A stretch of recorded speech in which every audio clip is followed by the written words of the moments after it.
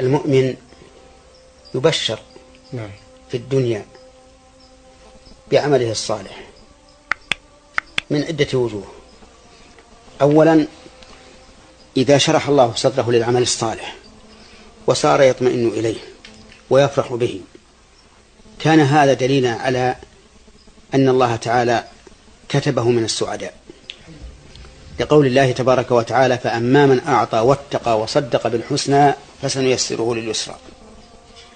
ويدل لهذا أن النبي صلى الله عليه وعلى آله وسلم حين أخبر أن كل إنسان قد كتب مقعده من الجنة والنار، فقالوا: يا رسول الله، أفلا ندع العمل ونتكل على ما كتب؟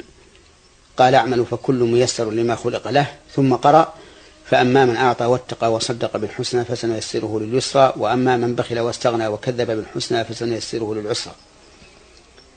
فمن بشرى المؤمن أن يجد المؤمن من نفسه راحة للأعمال الصالحة ورضا بها وطمأنينة إليها. ولهذا كانت الصلاة قرة عين رسول الله صلى الله عليه وعلى آله وسلم.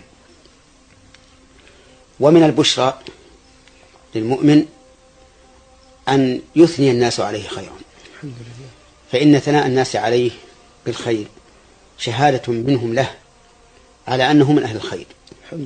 وهذه الأمة هم الشهداء، كما قال الله تعالى: ليكون الرسول شهيدا عليكم وتكونوا شهداء على الناس. ولما مرت جنازة أثنوا عليها خيرا، قال النبي صلى الله عليه وعلى آله وسلم: وجبت، يعني وجبت له الجنة. وقال للصحابة: أنتم شهداء الله في الأرض. فإذا كان الإنسان لا يسمع من الناس إلا الثناء عليه، فهذه من نعمة الله عليه وهي بشرى له. ومنها، أي من عاجل بشرى المؤمن، أن ترى له المرائي الحسنة في المنام،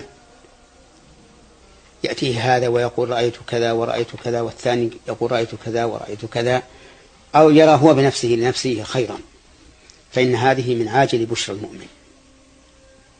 فهذه ثلاثة أمور كلها من عاجل بشرى المؤمن. فليبشر الرجل ولتبشر المرأة إذا رأى كل منهما أن العمل ميسر له، وأن الله سبحانه وتعالى قد شرح صدره للإسلام. قال الله تعالى: أفمن شرح الله صدره للإسلام فهو على نور من ربه